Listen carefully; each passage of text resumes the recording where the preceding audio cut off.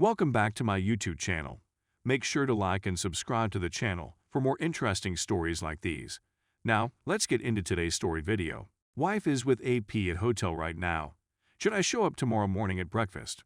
The fact that my wife is now in bed with her AP at a fancy hotel. It is 11 p.m. where I am, is a matter of fact. Background: I discovered her extramarital affair in January. When I asked her whether the relationship had continued after I found it, she responded by imploring me to give her another chance. I've always told her that I'm aware that she's still seeing him, but she adamantly denies it and maintains that she has nothing to do with him. We signed an amicable separation agreement last week, which has yet to be recognized by the court, but she still believes she loves me and wants me to give our relationship another chance. That I didn't believe her sincerity, that she had lied to me far too many times, and that I no longer trusted her. She cried out in frustration. Last night, she told me she needed to disconnect and that she was going to a hotel with a female friend for one night to get away from everything. I'm well aware that this is a fabrication and that she is banning her AP right now. The location of her accommodation, which is not the one she indicated she would use, is known to me. The question: I'm tempted to go to breakfast at the hotel the next morning, simply to see the two of them arrive looking wonderful and comfortable after their morning. Question: if I happen to see them, or if they happen to see me, I will just wave and smile while continuing to sip my orange juice and read the morning newspaper. The more serious side of me believes that I'm acting childishly and that I should just get over it. Another, childish, part of me argues that after all of this suffering and sorrow, I should not deprive myself of this minor, coop to theater, and take pleasure in the amusing sight of the deer trapped in the headlights of the car. What would you do if you found yourself in my position? As of right now, I'm going to bed, but I'll check back in 8 hours to see if there have been any answers. Edit: it seems that the majority of people believe I should go ahead and do it. That's okay with me. I'll take a cab to the hotel to check in. After dropping the kids off at school, kissing their foreheads and wishing them a happy day is something I have to do as a decent parent. It is as a consequence of this that I will not be able to join you for breakfast anytime soon. Hopefully, they're not the kind to get up early in the morning. But the real question is whether or not they will order room service when they arrive.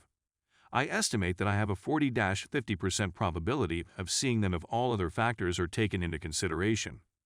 We'll just have to wait and see how things turn out. My blogging experience is limited. Should I publish an update later today as a revision to this article, or should I begin a new one? Update: my intention to travel to the hotel was written down when I got up this morning, with a 40–50% likelihood that everything would go according to plan. What I was most concerned about was whether or not they would take room service. I'm going to let fate decide how this plays out, I wrote. It turns out that fate interfered in a unique and fascinating way in this situation. I left the kids off at school and got at the hotel at 8:15 p.m. I checked into the motel. Due to the fact that the space was mainly unoccupied, I chose an ideal spot with a view of the doorway and a table that was immediately between the two enormous rooms that housed all of the inside seats. I was pleased with my choice. The view from the outside sitting area is really spectacular. My plan was to bring a huge wide newspaper and make a hole in the center of it so that when the two came, I could position the newspaper in front of my face and still see where they were going to sit. This morning's breakfast consisted of my pain au chocolat 4 pieces, a lovely chocolate, and a slice of banana cake. Following the promise of orange juice along with the usual cup of coffee, the event began. This was the first time I had the sensation of being a police officer. Make sure to like and subscribe to the channel for more interesting stories like these. In a Hollywood film, I went through my wife's WhatsApp messages to discover when she had been last seen. She is in fact fully awake. Of course she's awake, They're slapping each other about. Simply said, patience is required. To shorten a long story short, I had to wait for 4 to 5 hours before I could go. The average heart rate is 160 beats per minute. I knew I had to go to the bathroom at some time, but there was no way I was going to leave my guard post. Breakfast time ended about 11 a.m., and none of the two showed up for it. It's a real shame. According to reports, they did, after all, request room service. It seems that today is not my fortunate day. Is it possible that I was completely incorrect, and she is in fact staying with her female friend at the other hotel?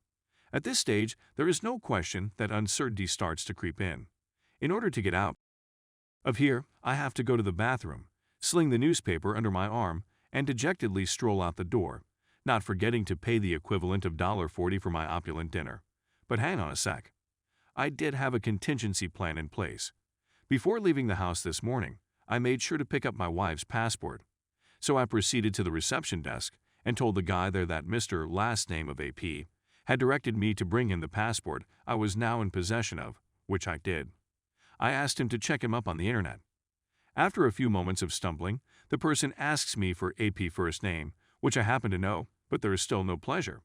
"Oh, they're leaving right now, see," says the receptionist, gesturing behind me, just as I was about to respond, "Maybe it's under a different name," and tell him my wife's last name.